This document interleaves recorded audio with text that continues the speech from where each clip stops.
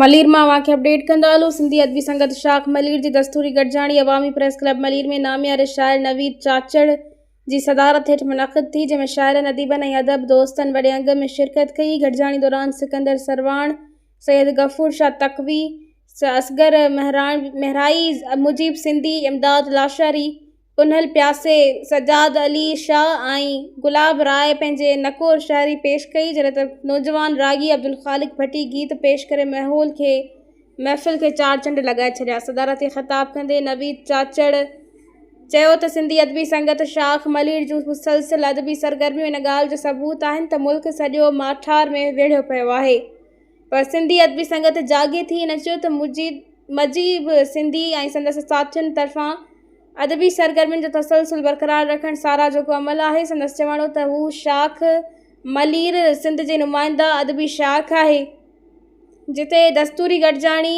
सां गॾु तनक़ीदी ऐं इस्लाही क्लास पिणु मुनक़िद कया वञनि था, जेके नवनि तख़लीक़कारनि जी फ़नी तरबियत में अहम किरदारु अदा करे रहिया आहिनि। इन वधीक चयो त अॼोकी शाइरी में क़ौमी ऐं समाजी ऐं शऊरी सुजाॻी जो पैगाम ऐं ख़ूबसूरती मंज़र निगारी नुमायां हुई। गॾिजाणी में इनायत अली शाह, सामी मेमण, सुलेमान शाह, शिराज़ अली ऐं सईद सोलंकी समेत वॾे अंग में अदब दोस्तनि शिरकत कई। आख़िर में गुलाब राय जे नंढी भेण जी वफ़ात ते गहरे ॾुख ऐं अफ़सोस जो इज़हार कयो।